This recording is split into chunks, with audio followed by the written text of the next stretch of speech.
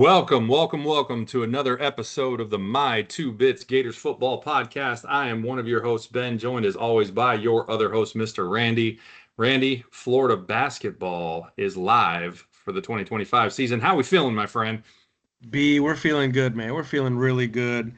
So just anxious in a good way in seeing what this squad will do here in 25, 26. Like we mentioned before, talking offline, play with a little bit of a chip on their shoulder, given the rankings, given their odds to win another one. And also just gonna be happy to see these new additions, see how they integrate into the mix. But so excited! It's absolutely palpable. It's fall. It A lot of sports in play. It's a good time, man. It's a good time. Yes, indeed. Yes, indeed. Of course, this is the football podcast, so we will leave the basketball alone for now, though we may provide some random updates on that as we have been known to do in the Fair, past. But for fair. the time being, we will get back to the football here. And as always, we'll get things started off with our intro for this week's analysis of the Georgia game.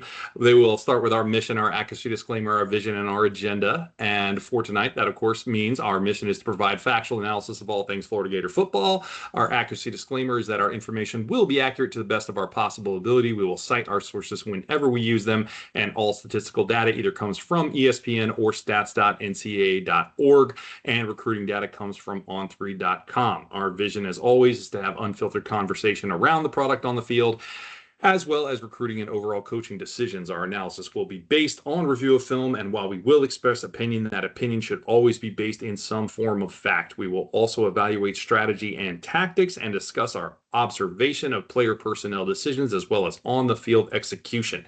All right, as always, our agenda for this evening for these game analysis, we'll start with our Oh My section, talk about the exciting plays from Saturday's game, do our offensive review in the Chomp segment, do our defensive review in Gator Bait, talk about our gripes from the game in Visor Throw, talk about the recruiting section in Hatchlings, talk about culture in Pride of the Sunshine, have an officiating review in Move Back You Suck. That one's going to be interesting this evening. And then we will wrap things up, talk about where the program goes from here, or where the team goes from here through the rest of the season, play a little keep it or pitch it for this week's game with Kentucky, and wrap things up with the notes from the Sims in NCAA 26 that I run each week. So, with that, let's get things started. Give us your home eyes from Saturday's game against UGA. Yes, sir. I'm going to keep it short and sweet as much as I can. First is first. Touchdown pass to Trey. Um, the thing about this play that makes it so exciting is the fact that Trey starts off on the opposite side of the field. I like the way he slid just under his man and he kept running. He did not stop. Kept going, kept going. Lagway, of course, takes out of the pocket, rolls right, moves up. When he does that, the safety moves up and moves over.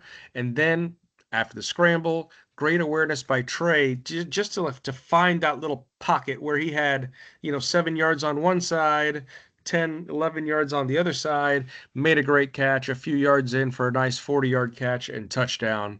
That is the way that you like to see DJ scramble, keep his head up, look at his checkdowns, but at the same time find that open man downfield, which, as we know, has seems like to have been taken away more and more since last year. So great find, great touchdown pass, and of course to answer Georgia to tie things up in the first quarter. My next my comes to us from none other than Devin Moore. Love the interception by him. Great concentration. Tip drill, right?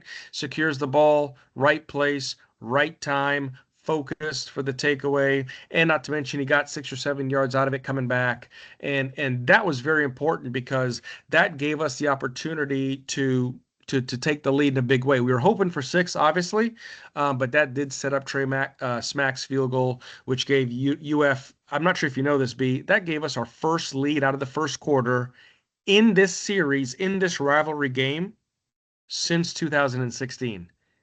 I Wow. thought that No, I was did not wild. know that. Nice stat. Yeah, I thought that was absolutely wild. Like, when was the last time we had the lead at the end of the first quarter? Ha ha! Thank you. The assist from Google, Gemini, whoever, whatever, AI. Yep. Okay, great. Um, and then outside of that, it was tough for me for a third one. I had three that I had to narrow it down to, and for me, I am going to finalize. I'm not sure if you had this one, but I'm gonna go with Jaden Ball. Jaden Ball had a run with about a minute 32 left in the first quarter. Uh, he ran up the middle, and it looks like he's bottled up. And then all of a sudden, he just bounces right to the outside for a huge Yep. gain and picks up a massive first down. And Yep. and this again, I don't think we can say enough about Jaden Ball, but just in the sense of this is who this kid is. The feet keep going, the hips keep going, everything just keeps going. He does not stop. He's constantly in motion, right? And I love the way he runs. He runs with purpose. He runs downfield. He's got great vision. But if I had to make an assumption with a lot of running backs, especially in that type of scenario, you just got met in the box by two or three jerseys. You're not sure what to do. You might panic. You might try and reverse field, or you might try and stop and try a shifty move. He just turned right, put his foot down, he's gone. And that just speaks to him and the way that he runs, the power in which he runs, the purpose in which he runs. So can't say enough about Jaden Baugh, obviously. So those are my three. Oh my's B. What about you? And I'm curious if you had any of those. Yes, I did. I was actually Oh, wondering if we were going to go 3 for 3. So a couple weeks ago, we had none of the same, and I yeah. was thinking to myself, have we ever had three of the same? We did not. We're 2 of 3, Okay. which has happened many times. But I was wondering if we were going to go 3 for 3. So my Yeah. first two are going to match up here again. Oh, okay. Right with you. 40-yard TD to Trey, first TD of the game for us, obviously. I love the awareness from DJ that you pointed out. He moved out of the pocket, avoided the rush, right? Kept his eyes downfield and found Trey wide open with a great throw. Love your point that you made about Trey finishing the route, right? He didn't get open back there and just kind of hang out. He continued to finish the route along that side of the field, had the awareness to kind of see that, maybe DJ was scrambling a little bit there and kind of kept rolling with the quarterback to that side. And then a really nice ball, right? To be able to throw that on the move. I don't know if you kind of saw the replay there. He was definitely rolling to that side and threw a very nice ball while moving. This is the kind of stuff that DJ is capable of. Is to be able to make those kind of throws on the move. Now, obviously, he had one later in the game that maybe could have been a little better, but this one was very nice. Obviously, hit him right in stride, let him turn around, and just walk it into the end zone. So, really good stuff. Definitely, obviously, need to see more of this from both DJ and the wide receivers, even though this was a blown coverage by Georgia, right? As you mentioned, the safety got sucked up by him moving out and left that wide open. We still Hmm. got to take advantage of these things when we have them, right? So I feel that's an important point to make in terms of this. So ultimately, we were able to do that here and obviously be successful. So number two, you called it, tip drill interception by Devin Moore. Outstanding awareness to keep focused on the ball off of the receiver's hands and then not lose it after he initially didn't make the catch. So I don't know if you noticed this on the replay. I'm sure you probably did, but some of those watching at home may not have caught it. He Yeah. initially missed the catch and kind of bobbled it, but then was able to keep his concentration, make the catch, had his leg wrapped up, got out of that tackle, and was actually able to secure some yak, right?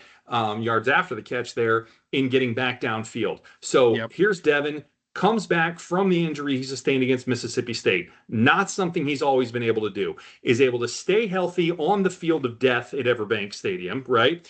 And not get hurt again and Oh make boy. plays like this. Absolutely great stuff. I love Devin Moore. I love that he has been healthy so far. Knock wood yet again. Really, really can't say enough good things about him. Love the contract year performance he's putting on. Hope he's able to continue to do it. Great, great, great stuff. My last one goes to none other than Mr. Trey Smack with the Oh. 54-yard field goal to take the lead, right? So it's not just the 54-yarder, it's a 54-yarder for the lead in the fourth quarter. That field goal makes him the kicker with the most 50-plus yard field goals in Gator Oh, history. you did find it. I was I wondering. Yeah. did. I Yeah. did. Passes the great Caleb Sturgis for that mark. And to do it, to take the lead against UGA in a heated rivalry game in the fourth quarter, makes it all the better. Hats off to one of the best kickers I have seen put on the orange and blue. And I'm really excited to see how he can finish his career out here. Will he miss again? I don't know. He may not. Those three that we saw personally against LIU may be the last field goals Trace Mack will ever miss in a Gator uniform. Pretty amazing stuff. He is just automatic. He just lines up to kick it, and you're like, well, just mark the three down. I mean, it's pretty unbelievable stuff. Oh I yeah. love it. It's great to see. Did you hear the quote from him saying it's like kicking an extra point when he's kicking from 50? It's Yeah, just phenomenal. that was uncanny. But yeah. And funny because he really wasn't trying to be cocky either. He was just saying he gets to No. work the ball a little more, right? So, he's got more opportunity to kind of, move it around or whatever the case might be. He really wasn't even trying to be arrogant. So, love the kid. Really More love the power to you, attitude with Trey. him. Yeah, absolutely. Keep killing it, man. I hope he gets in the running for the Groza. I really do. Because he deserves it, man. He really does if he keeps kicking like this. So, awesome stuff. All right, on to Chomp. Let's talk offense. Um, I have some thoughts. All right, first for the numbers. Lagway, as always, NFL quarterback rating is what we use. Mm-hmm. 0 to 158.3. Anything over 100 is good. Lagway was a 96.88. Not bad. Not a bad number, Oh right? wow. Just below the Seriously. mark we would consider to be, quote, good, right? So we talked about this a few weeks ago. It doesn't mean that, close to 100 is bad. No, it just means it's not quite to that good category, but it's certainly not in the bad range at a Yeah. 96.88, right? It's a solid number. 3.74 yards per carry, including sack yardage. There actually weren't any sacks, so that's not even a valid stat. But of course, due to DJ's running here, we were not going to eliminate sack yardage. I did take out that there was a negative 1 yard for team rushing yardage that I took out. Also took out Georgia's negative team yardage and sack yardage, but I'll let Randy speak to that later when he gets there. So we talked about this on Saturday on First Bites, but I was really underwhelmed with the offense in this game compared to what I hoped we would and could show and do in this game. We basically just ran Billy's offense in terms of play design, concepts, structure, formation, these things that I'm speaking of. Now, I've seen a lot of back and forth online and comment section and chatter on social media and stuff, just in some of the different forums I looked around in over the weekend. And there's been a lot of debate as to this, right? Some people have said it was way better. Some people have said it was not better. Here's what my takeaway is, and this is just, again, what the film showed me. This is not even an opinion, okay, about whether or not it was better or worse or whatever. What it was mostly the same plays that we've run for most of the year, just not necessarily called the same way that Billy would have called them. And what I mean by that is like timing in terms of the times in which he would have called a run or a pass, or which pass or run he would have called on what down and distance. Billy was incredibly predictable with some of the things that he would do at certain times and spots throughout the game, throughout the down and distance, right? All these things that we talked about ad nauseum. That didn't happen. But a lot of the plays that actually were called were very much the same or very similar in concept at the very least.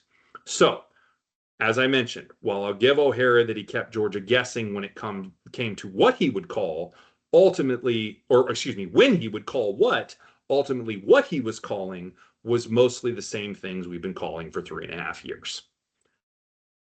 Not great, not ideal. There were some wrinkles here and there, right? Some things we hadn't necessarily seen from time to time. An example for you.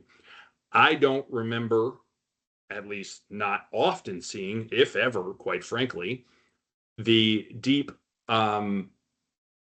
center post, we'll call it, right? From tray to the slot running on a post route off of play action. That's not a route concept that I'm familiar with in this offense. We run deep posts, but we don't typically do them from the slot.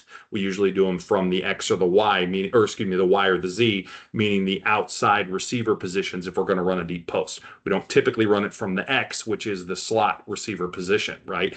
We did that with Trey in this game off of play action, and it worked beautifully. That's not a concept I've seen very often. So that was a wrinkle. I saw it once. It could have been run other times, again, without the all 22. If it wasn't thrown, I can't know for sure if it was run or not. But ultimately, that was something different. So that was cool. But again, I don't know how often it was really used, right? DJ running more.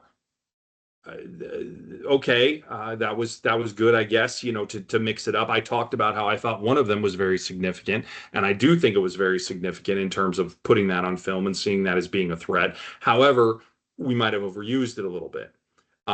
So again, there were some wrinkles. There were some things here or there that were a little different, but there were a ton of flood concepts.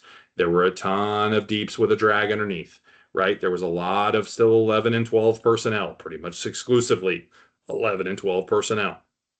So, I love seeing Trey being used as an actual route runner, showing more of his value in that position and not just being a gadgety orbit motion type of guy, right?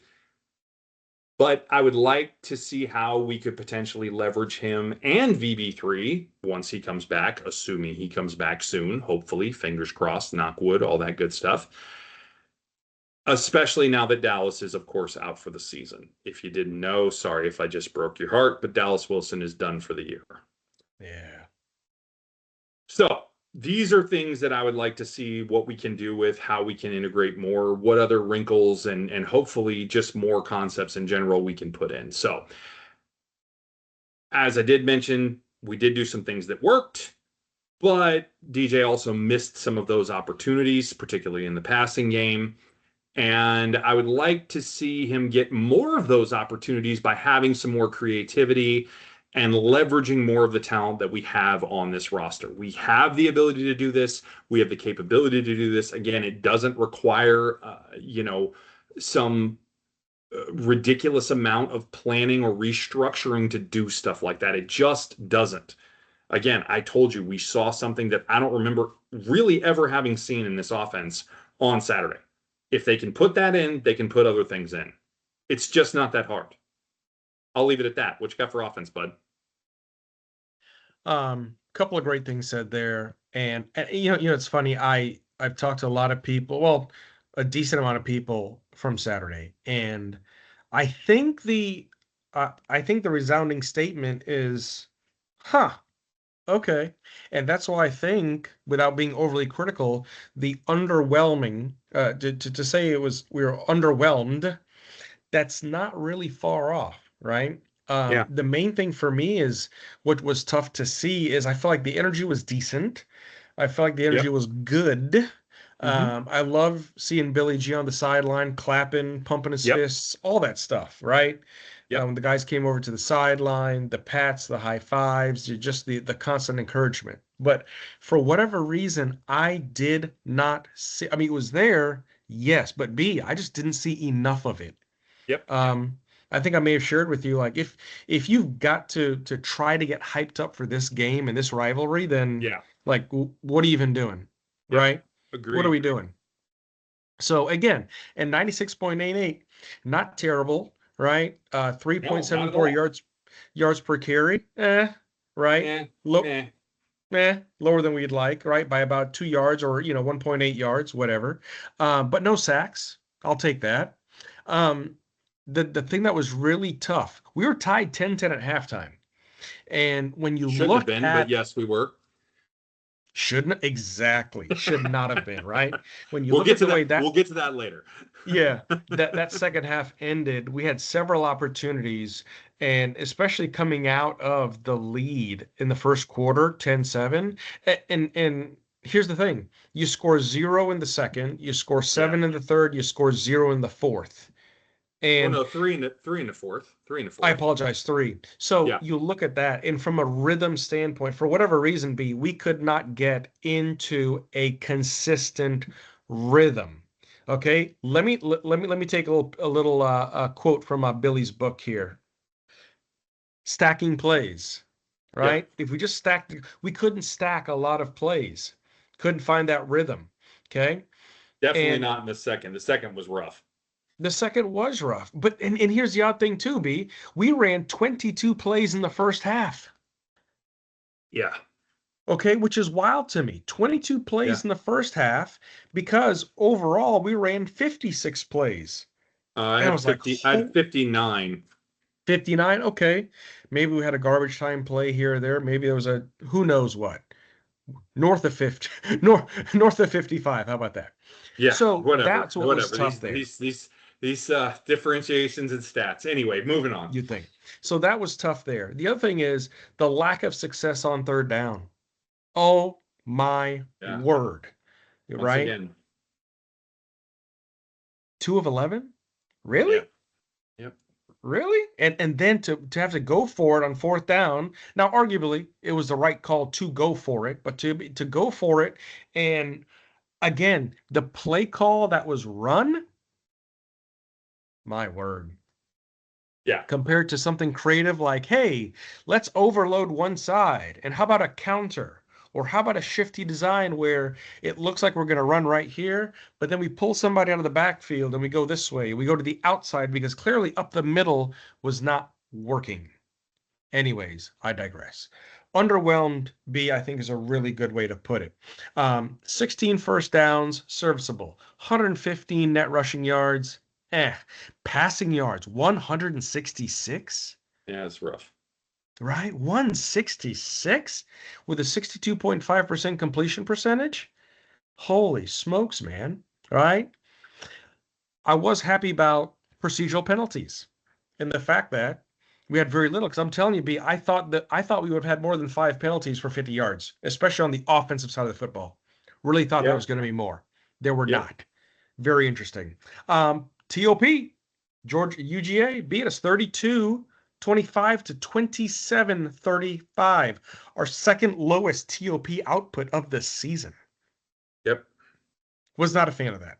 Anyways, Jaden Ball, 15 attempts, 72 yards, a touchdown, 4.8 yards a carry for Jaden Ball.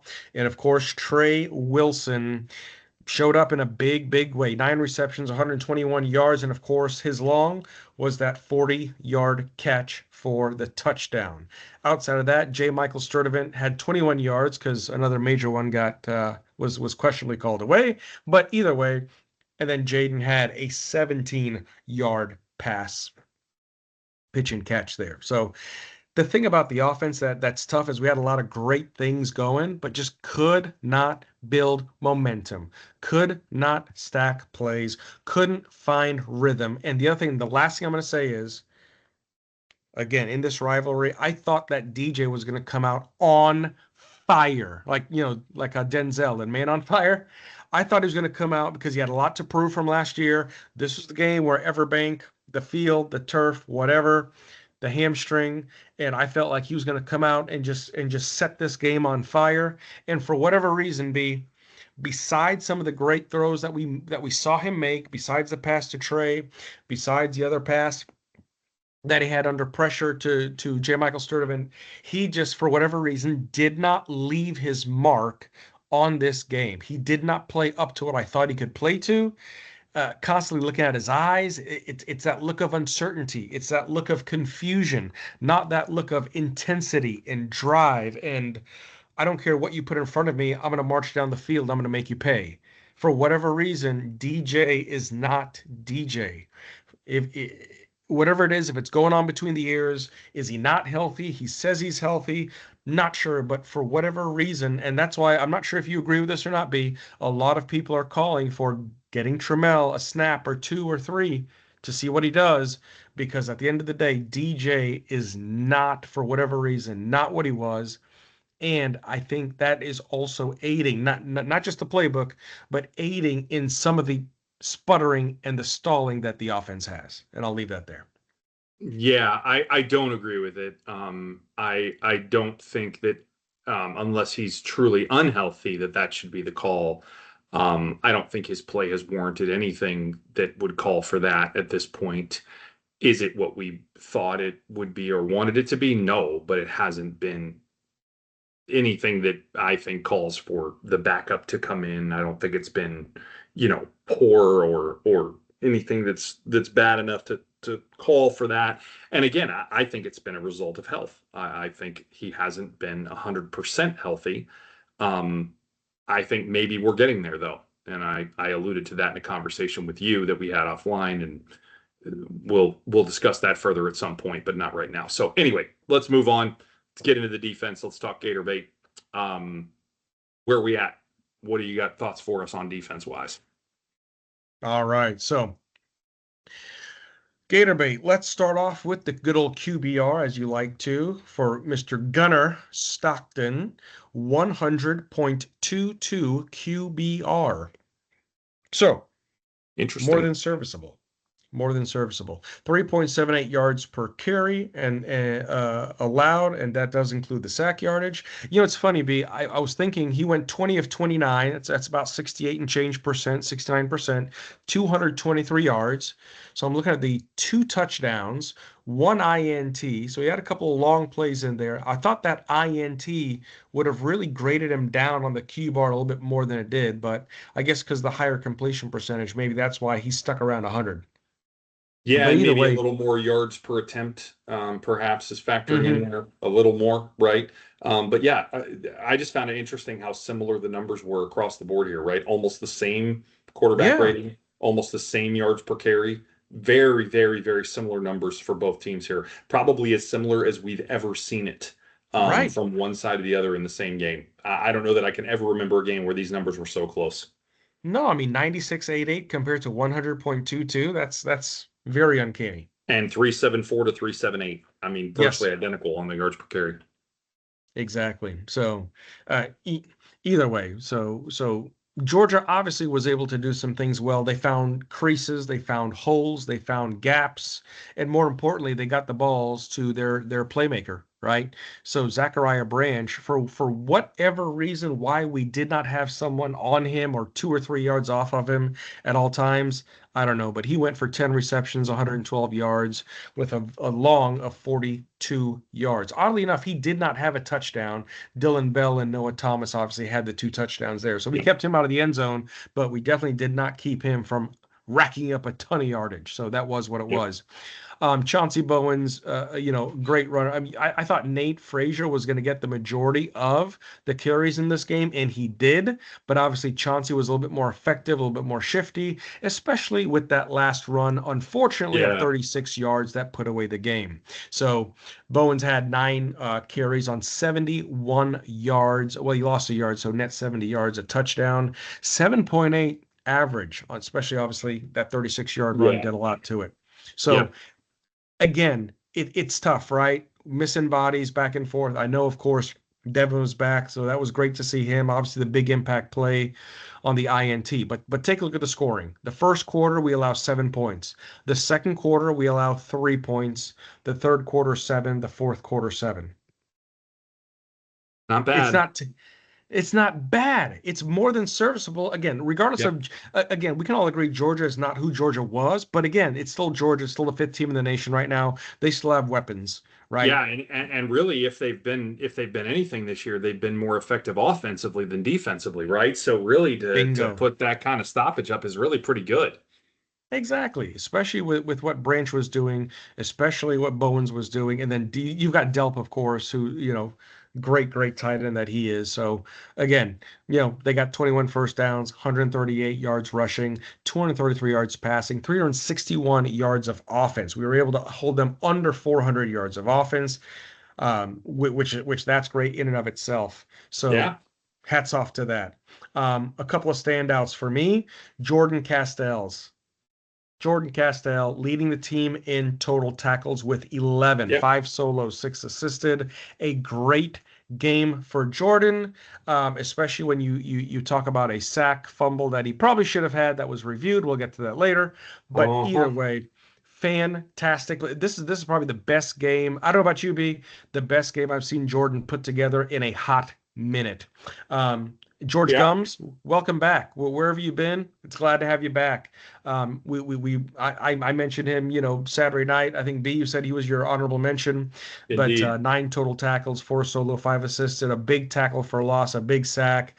Miles Graham, 8 tackles. Bryce Thornton, 6 tackles. Aaron Childs, Jaden Robinson, Tyreek Sapp, Sharif Denson, 5 tackles each, right? And then Sharif with another tackle for loss. Great overall effort. 72 total tackles by this defense. It's a So I nice thought number. that was phenomenal. Yeah. Yep. Anything north of 70, you're getting the job done. You're That's getting into right. the you're not allowing. If you're getting explosives, it's because you're getting beat because of coverages, because of mismatches, because of missed assignments. And that's exactly what happened. When you talk about a 42-yard long gain, a 36-yard long gain, a 17-yard long gain, and a 13-yard long gain. Technically, 4 explosives is not terrible. It's Not good. at all. Terrible, right? And so that's the thing about this defense. Despite the injuries and everything else, continuing to work, continuing to play, continuing to be serviceable, -4 explosive plays that really set it off.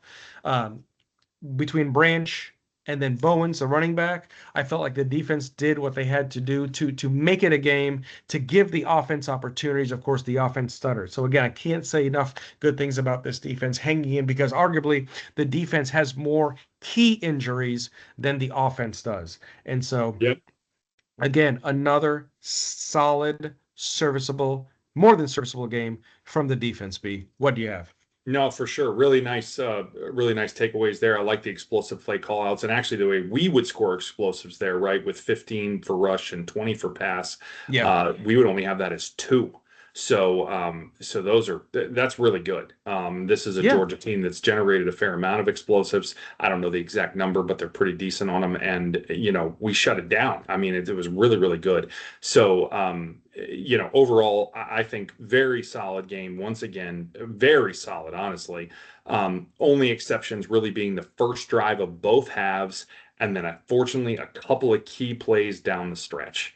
That was really the difference in this game from the defense. It right. just missed it a couple of times, and unfortunately they were in some bad spots. Right, the first drive of each half, not the end of the world. Unfortunately, couple key plays down the stretch, we missed it, and that wasn't great. We didn't execute in the key moments where UGA did. That's the unfortunate part.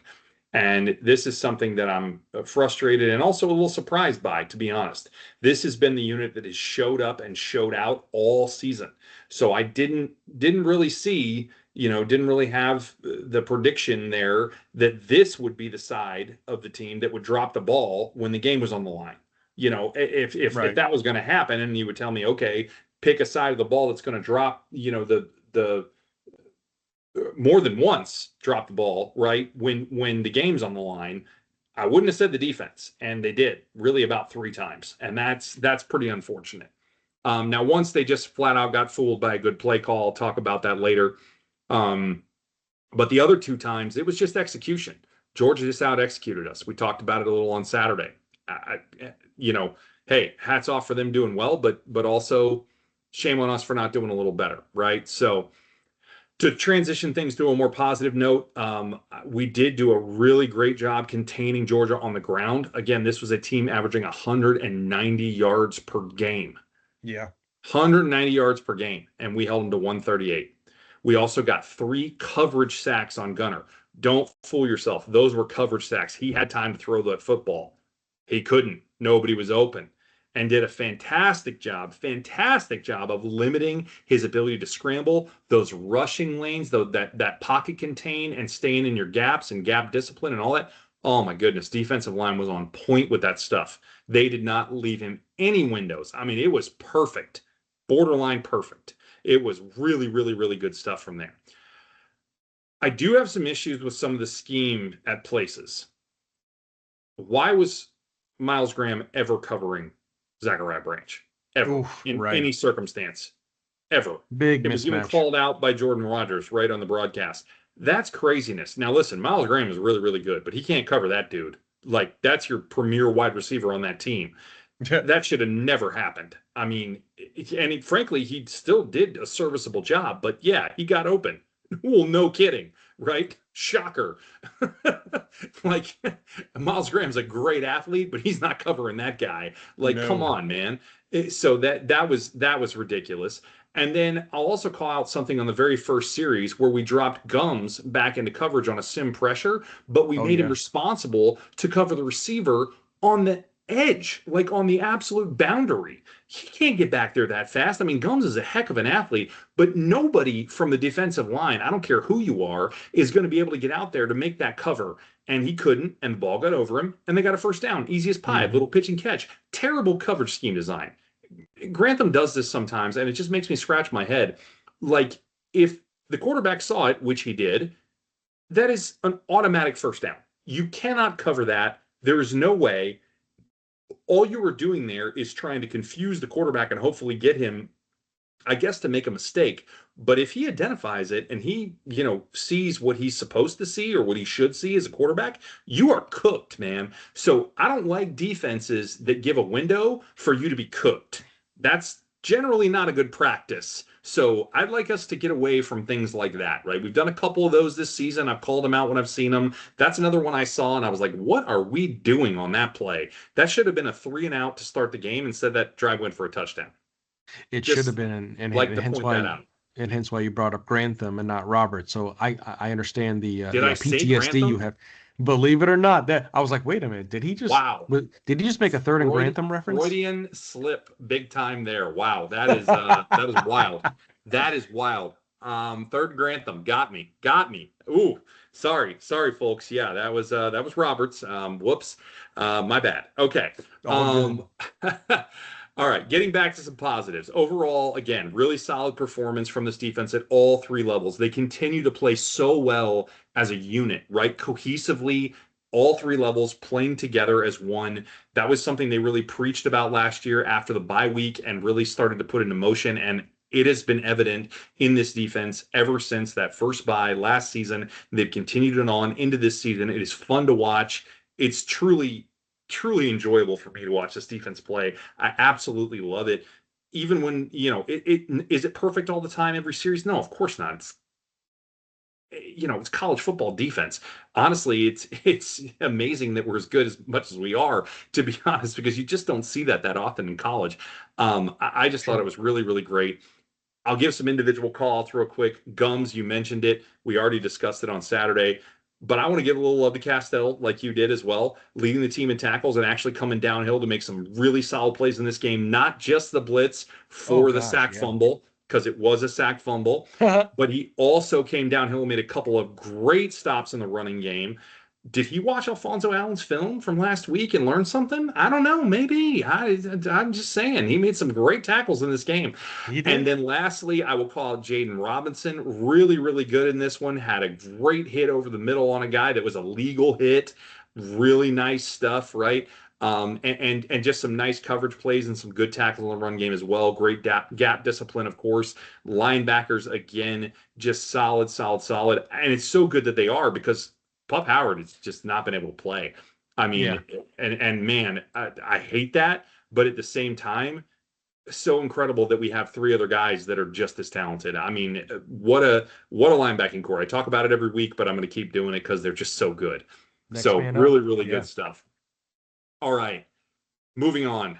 Visor throw. I only have a couple. I already mentioned it, but again, super disappointed in the offense, just relying on what we've run previously for the bulk of the play calls in this game. I understand you may not want to try and reinvent the wheel in 2 weeks, but if you even keep the same formations, right? Don't change a thing. Run 11 and 12 personnel. It's not what I want, but do it. Just keep the same groupings and just vary the play design. Again, I called out the route with Trey. Do more of that. You can. You showed you can. It is very possible. Run different route trees, mix things up. Hey, heck, make things look the same on the same snap and then do something different post snap. That would actually be a great idea, because teams would be like, oh, I know it's come. Oh, whoa, what just happened? And they would be fooled because they know so much about what this offense looks like typically and how predictable it is, that you could catch them so flat-footed it would blow your mind, right? Wait, we can But do that? you can, I promise. It's very possible, but we really just didn't do much of that at all. Yes, we ran it with DJ some more, as I mentioned. And there were a couple of routes that were different, as I mentioned. But it just was so much of the same stuff. And that just isn't going to get it done. Please, O'Hara, Callaway, Billy, as in Billy G, do better. You can do better. There's more to be had here. I had really high hopes for this. I knew it might not happen fully, but I mean, we could have done more than this. We could have done more than this. I hope Yeah. to see some more this week against Kentucky and further down the road. Come on, do better. All right. Next point, 4th down and 1 play call. You mentioned it, to get us closer to a TD, or at least take some more time off before kicking a field goal, right? Again, was the decision to go for it correct? Absolutely. This was the right call. But everybody and their brother knows what's coming. You're going to run up the middle. And then what do? You run up the middle. Up the middle. And guess what? They stop you. That's Napier ball. That's Napier saying, hey, we don't care if they know what they're going to call. We're going to go out there and we're going to execute it better. We're going to execute better than them, and we're going to get that first down. No, that's not the right thing to do. Not because it can't be done, but because you take a competitive advantage when you say, hey, everybody thinks we're going to do this. Let's do something else. Mix it up. Catch them by surprise. It literally works all the time. Look at what happened to us when Mike freaking Bobo did it later in the game. This is one of the most conservative play callers in college football. Dude runs up the middle like 80% of the time. Not really, but it's high. And what happened?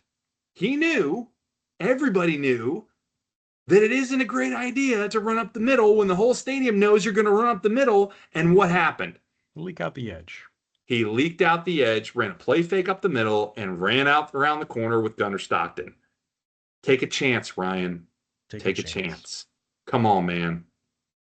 Well, it'd be nice if we had a more athletic, 6'3", 230-pound quarterback. Oh, wait. Yep. You needed 1 yard. 1 yard. You got a million different ways to get it.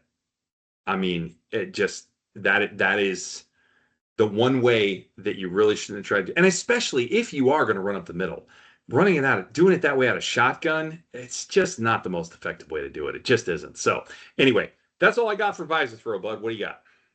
Good things. I can't disagree with any of them for sure. I'm just going to keep it as simple as this: is 3rd and 10 with 1:15 to go in the first half. Lagway slips, loses the ball, recovers the ball, but loses the ball.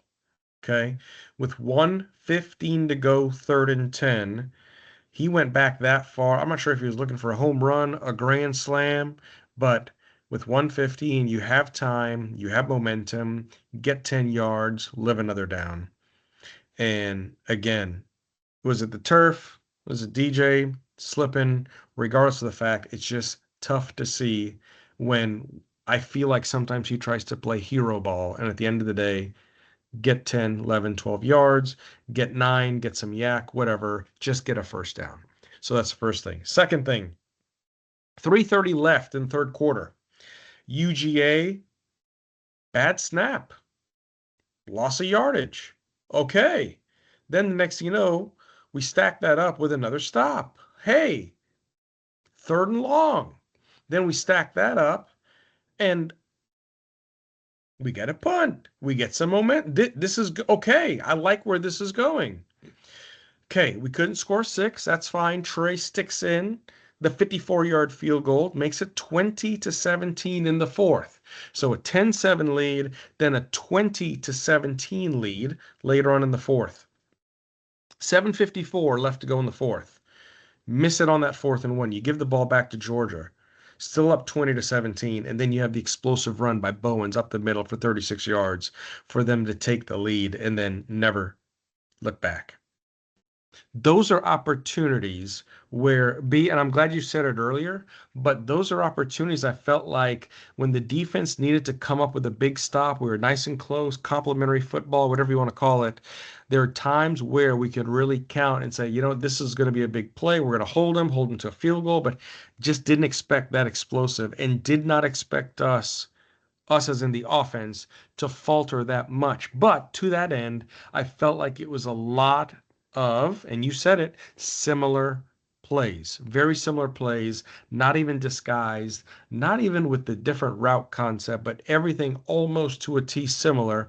And again, I did not see any type of urgency out of Lagway.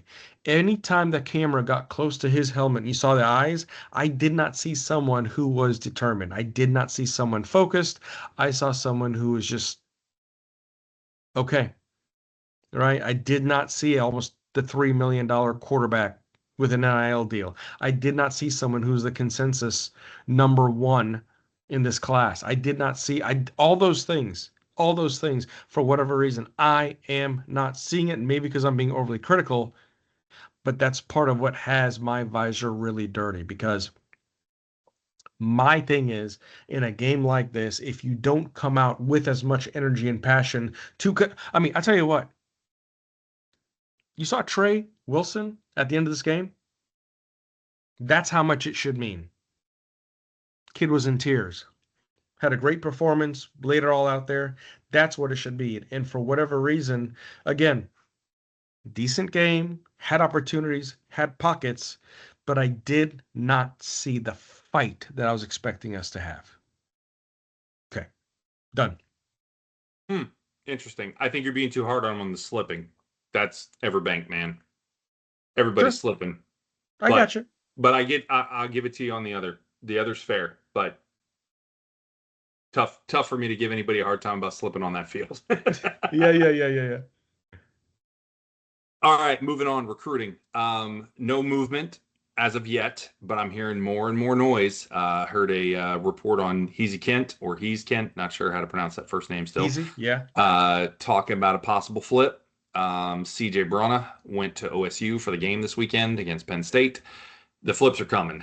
Unfortunately, there isn't much we can do about it. And in fairness, especially with the coaching turnover and everything else, that's just going to happen. So we're just going to have to hold on a little for that and kind of just see where we are when the dust settles. So it is what it is. Any updates from you that I didn't already mention there? No, two great call outs between Kent and Brana.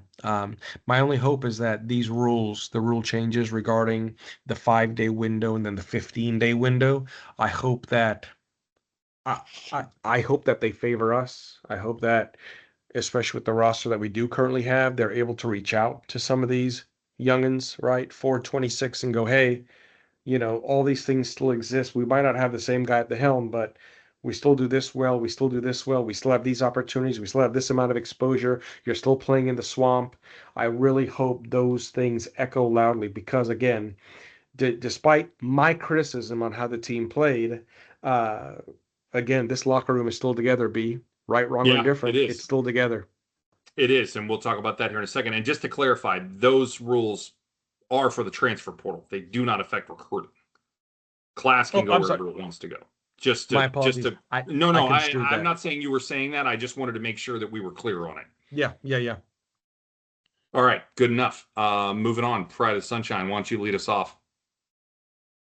So first thing on Pride of Sunshine is what I just ended with. A lot has happened over the past 2 weeks. Uh, and again, I know I was critical of the fight and the energy and the enthusiasm, but regardless of anything else, to see all these guys still continue to come out and support, clap it up, whatever the case might be, um, still happy to see that in a big way. Trey I tell you what, Trey Wilson is still an electric player. I get it. He had a tough end of the year last year with the hip surgery and coming back, didn't have that first step that he had, the twitchiness that he had before. This game proved to me the twitchiness is still there. Probably a little more controlled, but it's still there. The explosion, the explosiveness, it's still there. So I was happy to see that. And not to mention, to see him in tears at the end of the game, knowing how much it meant for him to get back on the field, give that type of effort in a loss, that's huge. That's huge. I hope a lot of the other players around him saw that and could feel that emotion. The second thing, Trey Smack, 54-yard field goal. You said it, B. Mm-hmm. School record, ninth of his career, 50 plus yards passing the great Caleb Sturgis, who went to the league, kicked for the Chargers, the Eagles, the Dolphins. There might have been another one or two in there.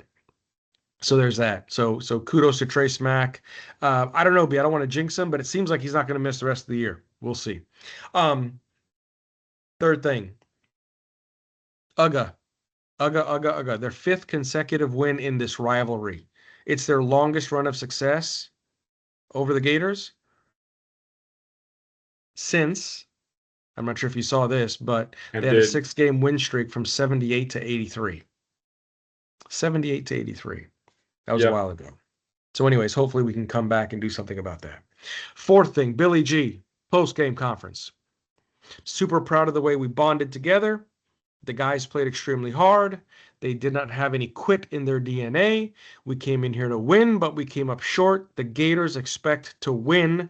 There are no moral victories. You either win or lose. Yep. I thought that Couldn't was have well said it said. better. Couldn't Yep. have said it Agreed. better. I don't. I didn't think Billy G would be this kind of a coach, right? Knowing where he comes from with Urban and Mullen and those influences, but no coach speak, no, you know, ambiguous statements. No, Yep. no. Just here's the deal. It is what it is. Boom, boom. Move on. Done. Good. So I commend the fact of what he's trying to do with the squad.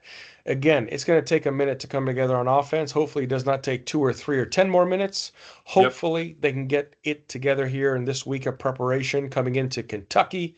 But at the end of the day, despite my criticism, I'm glad that the entire team showed up and they're at least unified in what they were doing. So there's my part of the sunshine for you, B. How about you? What did you see out there? Yeah, yeah, much of the same.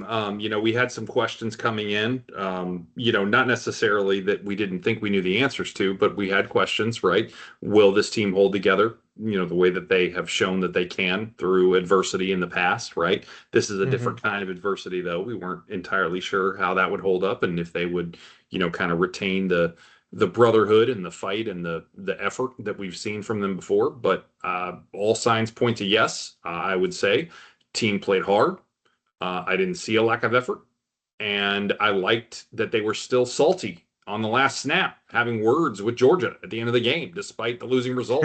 I liked it, right? Uh-huh. That showed that fight. It showed that fire. It showed they still cared, right? They didn't just walk off the field. They were getting in their face, right? Even though they were taking a knee. Um, I expected this team would stay engaged despite Napier's departure, as I mentioned, and I expect that will continue. Billy G addressed it. He said there's no quit in this group. Napier said the same, and I think that's probably true. Again, this is something that I think has really been built into these guys and really been made a part of them and a part of their identity. Um, I will say time will tell if that continues as we move through the remaining games, especially depending on some key outcomes here down the stretch. If we get to a place where bowl eligibility is out of the picture at some point, which hopefully is not the case, but that could happen, right? With a untimely loss to a team or two here.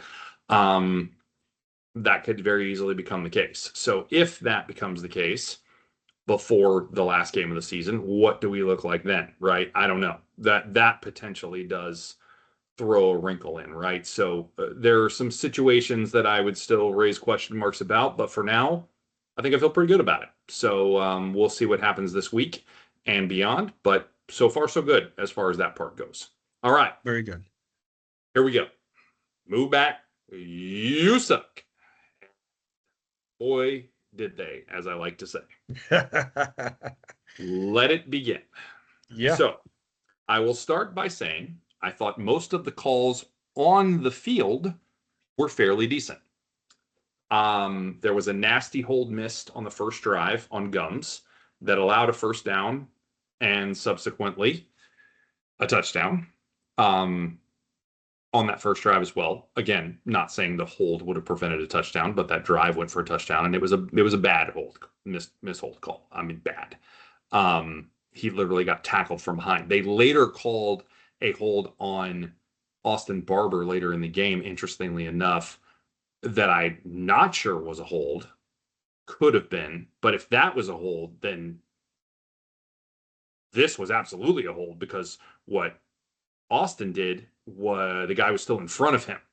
Gums had beaten his man and was tackled from behind, and they did not call a hold. It's remarkable, remarkable. However, that was one of a few missed calls that I saw. It really wasn't a ton. I thought it was pretty clean for the most part, again, on the field. The other exception I would say for on the field stuff is Gunner absolutely exaggerated the clapping more than just the one time that they flagged him for it. That definitely could have been called multiple times. However, again, overall, on the field, decent officiating. Really didn't have a lot of beef. Replay, on the other hand, very different story. And if you've been anywhere near social media since this game, you probably are aware of multiple calls, though one obviously stands above the rest. But there were 3 replay reviews in this game. And I could absolutely make an argument that actually all 3 were incorrect. And we're going to get into that now. And yes, that includes one that upheld a no fumble ruling for Lagway. And I can make an argument that that was also wrong. Right. And allowed the Gators to retain possession. So it's not just about ones that benefit us. Just so we're clear here, we try to view this as objectively as we possibly can. I want to stress that because this isn't a bash the refs for the Gators benefit session. Really try to make that as clear as we possibly can on these things and really try to talk about this in an objective light as we possibly can. So first and foremost on the replays, the incomplete pass by Gunner Stockton.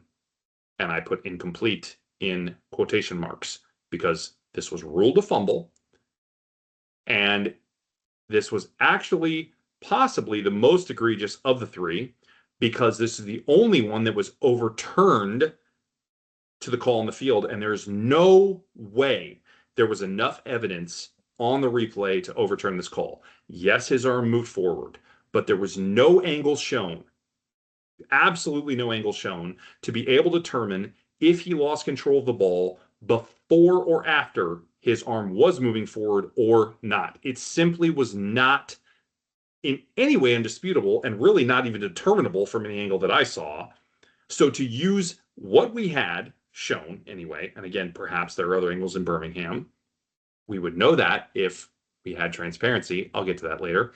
To use what we had to overturn a fumble ruling that then directly led to points, by the way, without UGA gaining another yard is simply outrageous. Absolutely outrageous. Now, didn't end up deciding the game. They would have still won by 1. However, if they were down more points, would we have gone for it on 4th and 1 or would we have kicked a field goal? I wonder, because then rule of scores is different. I'll leave that one alone. Moving on. The DJ down or fumble play. This ball looked clearly to me like it was moving out of his hand before it hit the ground. As it hit the ground, it looked like he regained a bit of control before then ultimately losing control and, quote, fumbling. However, before that loss of control happened, his hip did then hit the ground. But when the ball initially hit the ground, no part of his body was down. So if he was losing control on the way down, and you make the argument that that was the case, and then he ultimately loses control once the ball does hit the ground, you can make an argument that this was a fumble. If he was already in the process of losing control on the way to the ground, which an argument certainly could be made for. Again, is that enough to overturn a ruling on the field? I don't know. That's tough. Right? That's difficult. But I can see an argument, since the play was ruled down and not a fumble, that it would be difficult to overturn. Right? Once again, as with the first play, very difficult to overturn the rule in the field. Interesting. And yet we overturned the first one. Didn't overturn this one, so that's good. But then there's the final one, the one to rule them all. The Sturdivant catch, and yes, it was a catch. And this is where I'm really bothered by this, because this one, you did have the evidence you needed to overturn. Multiple different angles of this, both sides, and the most important rear view, right, where we showed both of his arms underneath the ball on both sides, right? Those were your side views showing that he got underneath the ball, and then that all-important rear view angle. And that was the key. And there's been multiple replays of this on social media and so on and so forth, all over the place, showing that the nose and the bottom of the ball did not contact the ground. And that's why this was undisputably confirmed as a catch by replay. And yet, here we sit with a loss, wondering what could have been. And once again, this did not guarantee that we would have won, but it took away the opportunity. So I ask you, wouldn't it be great to see and hear what's happening in Birmingham in the replay headquarters with these decisions? Well, perhaps the SEC should actually learn something from the ACC. Can't believe I'm saying that, but I am. The ACC has started just recently. Don't know when they started it exactly because I don't watch a lot of ACC football, but they did on Saturday. And I've heard this has been started at least for a few weeks here. Maybe it was been all season. I don't know. But the ACC has started to broadcast their replay game day operations center in a live feed with every replay review that happens on the field. So you actually get to see and hear what's happening in Charlotte for their live replay reviews. They give you a live feed with audio to that broadcast to hear what is going on with their replay review and the decision that is being made. What an awesome way to get transparency, see what's happening, and have access to an unfiltered process and understand, at the very least, the call and what is being discussed. What if we could do that in Birmingham? Then we might know how much Georgia's paying to have the call go their way. What a great concept. That's all I got. What's your officiating review, bud? Upsetting. Still upsetting. And this is what's tough about officiating is the fact that there is no transparency. And it's funny, B. I can agree with you on a lot of fronts.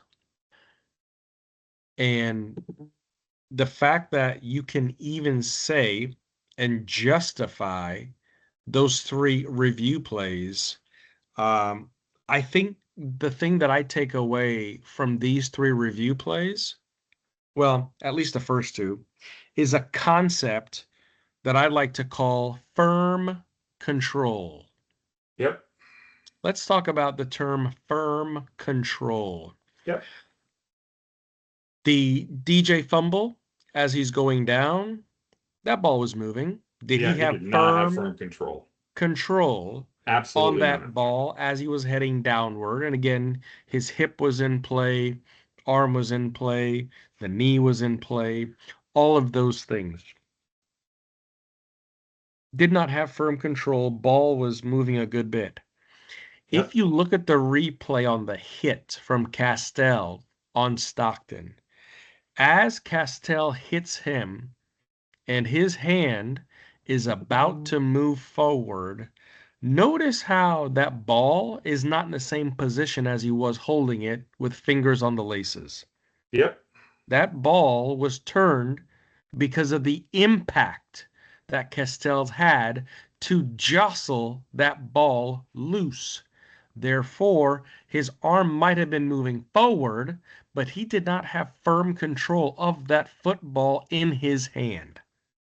So, Yep. believe it or not, I see that both. I see both of those plays or both of those calls as being inverted.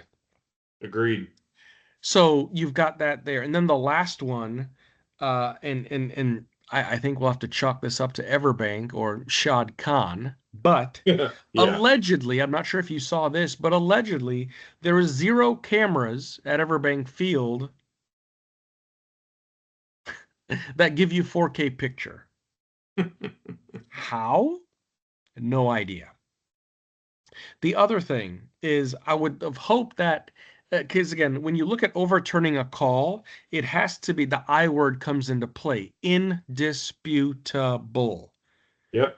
I guess that has different definitions. So indisputable means different things to different people or different things to different officials, especially SEC officials.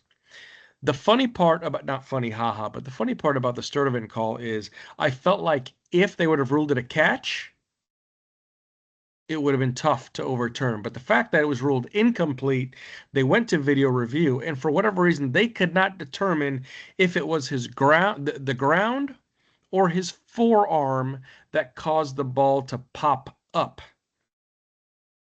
Now, again, did they get the call wrong? I believe they got it wrong. However, they were put in a situation where it was already ruled incomplete. So, was there any type of evidence that could be indisputable or make it inconclusive to overturn? And clearly, they did not feel so. I really Well, felt like, I mean, maybe, but all right. hey, all I'm saying is if they would have ruled it a catch on the field, they probably would have went with it and said the call was upheld. They rule it incomplete. Is anything indisputable? The call is upheld. That's the safe route for them to go. So, I hear your argument, but if we had transparency to the replay booth, we wouldn't have to wonder, would we? which brings me to my final point, Your Honor. Um, when you look at what the ACC did this weekend, and I believe the words I used with you, B, was unprecedented, Yep, but needs to happen. Needs to happen. it does. It does. Folks, here's the thing. Officiating is human. This is not like the major leagues where in the minor leagues they're talking about bringing in AI to call balls and strikes. Okay, a robot, from iRobot's not going to run up and down the field and make calls and throw flags, and no, it's not that at all. But the thing you got to understand is there's a human element to it. Fine, no problem. What I would like to get around is the ego. And let me explain. There are some officials who take the position the call is the call is the call. It's my call, and the call is the call. Not, I made this call. There could be a little bit of gray. Let's go to the tape. Let's go to this. Let's go to that and review. This is an issue that we had with an official, and B, I forget the conference. This happened about a month ago, and that official basically said, "Okay, fine, I'm not going to officiate." It was a white hat. It was a referee. Said, "I'm not going to officiate anymore. I'm out. Bye." I believe it was a Syracuse Orangemen game up in New York. Mm-hmm. I After he don't gets a remember the name call either, in, but I know what you're talking about. right? He gets the call in on his headset. Hey, we're going to go to review, and he basically was like, "No, okay, we got to be better. We just got to be better." And with Correct. SEC, and I referenced it before, but I'll say it again. Josh Pate had a great thing to say there, Pate State, as far as a billion-dollar industry and nickel and dime officiating. If this league is going to be better, if this league is really going to live up to the play that it gets every single Saturday, week in, week out during the season, then the biggest upgrade it needs to make is not necessarily the TV deals, but it's in officiating and the systems, the process or no, I'm kidding. But seriously, a little bit of transparency goes a long way with how some of these calls are being made, and I'm going to leave it there. Yep. No, it's fair enough. It's fair enough. I think it's the most time we ever spent on officiating, but I think it's justified considering the magnitude of some of these calls. You know, we often talk about Yeah, we don't want this to affect the outcome of the game. no, We often don't spend a ton of time on it more than just our evaluation of what we saw because it typically doesn't, thankfully. But in this case, it clearly did. Not to say that it would have ended differently, but it affected things that happened both at the end of the first half and the end of the second half. Again, opportunities were changed because of this, both for and against us, and that has an impact. So we had to get into a bigger conversation here. Obviously, again, also the changes with what's going on in the ACC were relevant also, especially because of so many replays here. So there you go. All right. Let's move on. Let's talk about next week. Let's wrap things up. Give me your thoughts on Kentucky and what we think is going to happen this week and moving forward. Where you at? yeah. So next week, Kentucky, Kroger Field, Stoops. Uh, you know what? I can't believe he's been up there for more than 10 years in Kentucky. He's got a lot of challenges. He's got a lot of hills to overcome. He's got a lot, a lot of injuries to overcome. I expect us to go into Kentucky. We just had 2 weeks to prepare for Georgia. Obviously, Kentucky is not Georgia as far as the personnel, the talent. There's a big gap. I expect us to have a much different game against Kentucky, even though it's in Kentucky. I expect us to breathe a little more. I expect us to play freer. I expect some of those concepts to evolve on the offensive side of the football. I expect that DJ is going to look back at what he did last year against Kentucky and go, hey, yeah, rinse and repeat. Let's do that again. 20-plus point victory, right? All those things I really hope come to fruition. Because if not, then I'm telling you, it's just going to be a long 5-game stretch starting with Georgia. And I really hope they can put it together. Feel confident. Billy G's first road game, but again, he's been there, done that, got the T-shirt in his 2 other stints with this program. So I just hope that we can play competent, we can play free, we can play fast, and we can play purposeful. That's what I want. Yep, I like it. I like it. Good stuff. I was just looking this up, and I don't know if this is accurate or not. What? So, according to AI, which I don't trust at all to be accurate, but according to this, the last time we won, that can't be right. Saying the last time we won in Lexington was 2017? That can't be right. It can't have been that long ago. Right? I don't feel Validate like it that would for be. me. Validate that for me. That's It what I can can't have been find. that long ago. I know we didn't win in 21, right? We That definitely was didn't win in Ray. 23. Yeah, Ray's still running, but yeah. Right. We lost in 21. We lost in 23 for sure. But did we lose in 19? We didn't lose in 19, did we? I don't think so. That would have been Trask. No, no, because Franks got hurt that year and Trask came in and we won. They're wrong.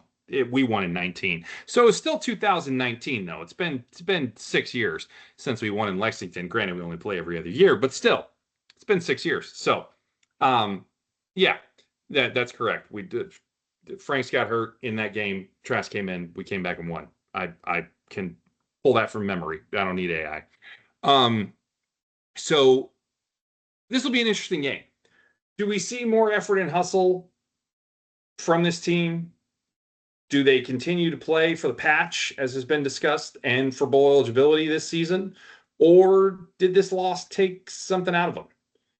I don't know. I hope not. I hope we don't see any kind of lingering effects there, right?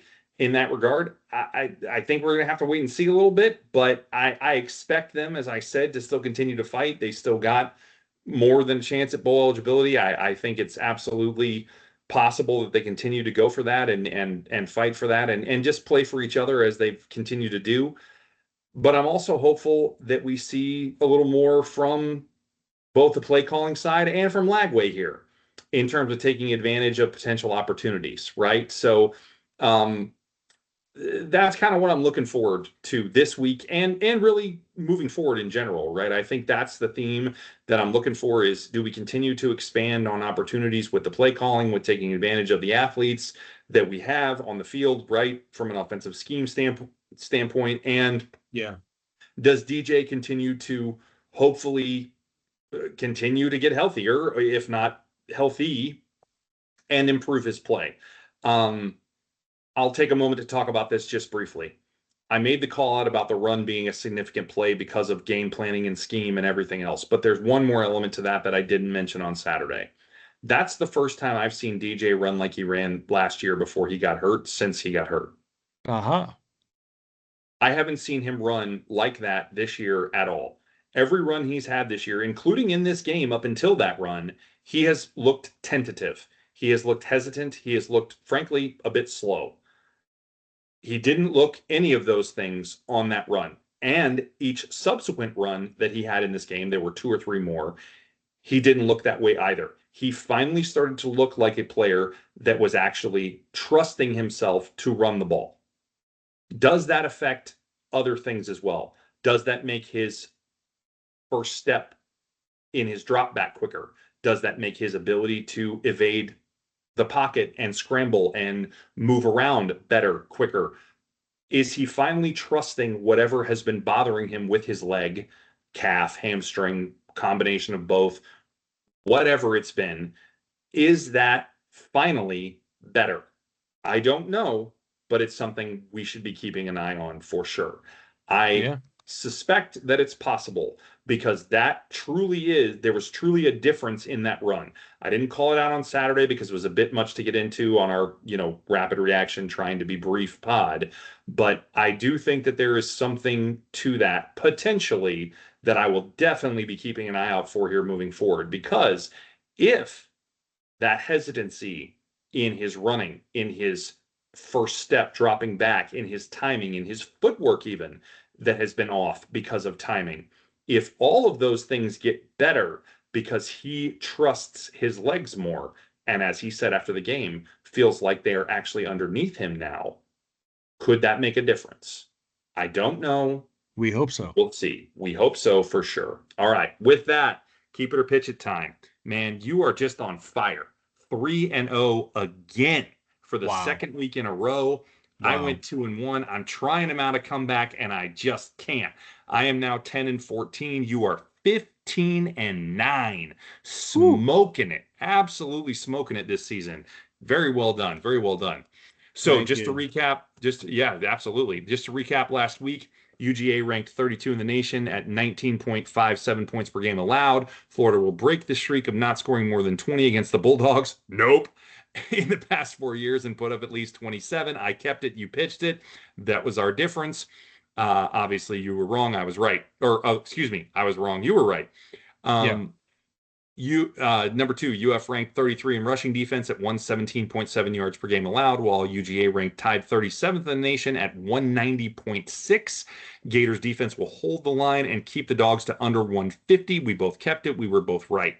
Lastly, current spread for the cocktail party is favoring UGA by 7.5 points. Thankfully, Gunner took a knee, or we would have both missed this. Florida will keep this match closer, win or lose, and cover the spread. We both kept it. We were both correct. All right, so moving along to this week, Florida is currently averaging 1.9 sacks per game. Not nearly as many as we thought they would get this season, but the defense will improve on that average this weekend, recording at least 3 sacks against Kentucky on Saturday night. Keep it or pitch it. The boys going to bounce back. They're going to push on that line. That Kentucky line was nothing like that Georgia line. I'm saying keep it. We're getting at least 3 against Kentucky Saturday Yep. night. At least 3. Yep, I'm going to agree with you. It's at least 3. Could be more, but at least 3. I am keeping it as well.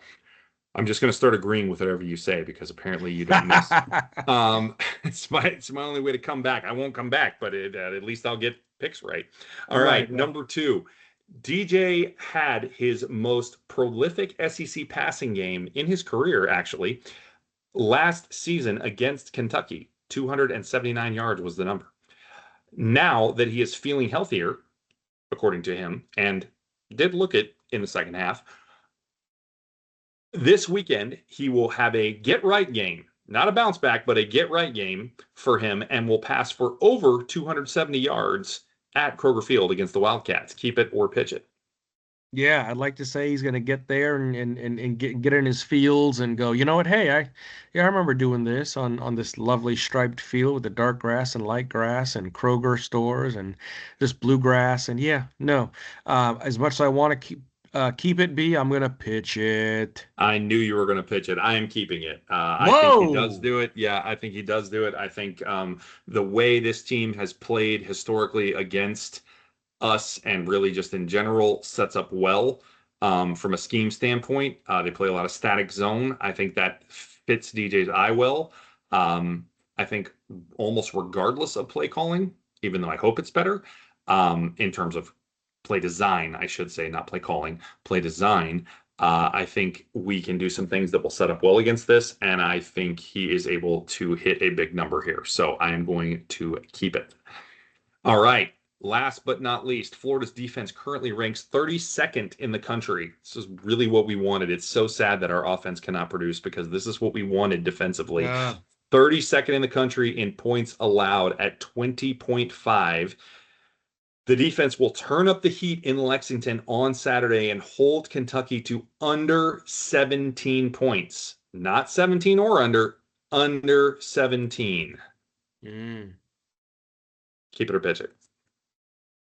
Yeah, well, again, they've scored 71 points this season. Uh, again, field goals and extra points in total, 16 field goals, their longest being a 55-yarder. Whoop-de-doo. 26 of 27 PATs. All that being said, I'm going to keep it. You're going to keep it. They're going to go under 17. I'm going to keep I'm it. gonna I'm gonna pitch it. I'm gonna pitch it. Oh, I think the number is like right at 17. Maybe they even hit 20, but like it's somewhere right in there because they're the home team. I'm gonna give them you the edge to are. get there. We could very well keep them Okay. under this number. The defense is good enough to do it for sure, but I think it's too close. That number was, we debated whether to keep it at 17 or under. If we had said 17 or under, I would have kept it, but because it's under 17, I'm pitching it. I think it very well might be 17. If I was going to give a game prediction, I'd probably have it like Okay. 27-17. Like that would probably be my pick in this game. All right. Okay, moving along. Sims notes. Very interesting here. So Sims have been getting a lot better. They've been getting a lot more accurate since we started the season. We're now 4 games in a row predicting the correct outcome. And the key stat has been on point 3 in a row. So with that, we're predicted to go 10-0. We did not lose a game. Which is kind of shocking. The last time we went 10-0 was USF, and we all know how that went. So, Oh boy. yeah, but I'm not saying. So again, we just to throw this out there, we do not use the results of the wins and losses to predict this. We do it for a key stat. So, just to give you some high level overview, 10-0 versus the not so Wildcats with an average margin of victory of over 20 points a game, which is wild. That is wild. Uh, and we also averaged over 36 points scored per game, which is also just bananas when you look at what we're doing offensively. So I don't think any of that's going to happen for the record. But we also averaged over 400 yards of offense, while Kentucky averaged just over 300, so almost 100 yards. In fact, I think it was a little over 100 yards discrepancy in total yards of offense averaged. Some wild turnover swings in these games. We had a +5 margin in one, but also a -4 in another, and still won the football game, which is crazy. But in these Wow. games, regardless of all of that, in the end, the key stat that we're looking for is third down conversion percentage, not what it is in a number, not what it is in their number, just that ours is greater than theirs. In every one of these games, we had a better third down percentage than they did, no matter what it is. I don't care. It can be 20. If they have 18, good, we win. That's all we're looking for, right? We just want to be better. The only time we weren't better than them in these sims, we tied them at 31%, mind you, but we had a +2 turnover margin. So it kind of made up for it. And by the way, that was only a 3-point win that we had in that particular sim. So ultimately, clearly, third down margin leads to better possession of the ball, keeping it longer, right? And then ultimately winning the game is what the Sims kind of dictated here. So again, beat them in every single one of them except one, and that one we beat them in a turnover margin, and ultimately we only tied them. So technically they never beat us in any of these. So if they beat us in third down conversion percentage, watch out. It may not be pretty, may not be fun. So that's the one we're going to look out for, and hopefully we're able to hold on to this. The only thing that might get us over that hump is if we get 4 or 5 turnovers. So we'll see. Again, in this one, that still didn't matter, but time will tell. So with that, we will wrap things up here. Thanks to everybody for hanging out with us tonight and going through this and reviewing all these points against the tough loss with Georgia. We really appreciate it. Randy and I do this just for our love and passion for Gator football. So it really means a lot to us for everybody that hung out. As I've been saying more and more lately, we really do appreciate. We are trying to grow this thing where we can. So if you're on a platform and you can like this, if you enjoyed the content, please do so. If you'd like to hear more, please hit that subscribe button on wherever you're listening. And with that, I'll turn it over to you to sign us off, bud. Absolutely, my man. Hey, look forward to it. So after the Kentucky game, of course, we've got our first bites, our rapid reaction that night of November 8th, and then we'll have our regular cadence on that Monday, on the 10th, Yes, and our indeed. breaking down the analysis of Florida, Kentucky. So can't say it enough. B, enjoyed it. Thanks for the therapy. That was great. Yes, And therapy indeed. everyone tuning in, thank you so very much. Appreciate the time. Whenever you are, wherever you may be listening, we thank you for taking the time, and we will see you around, Gator Nation.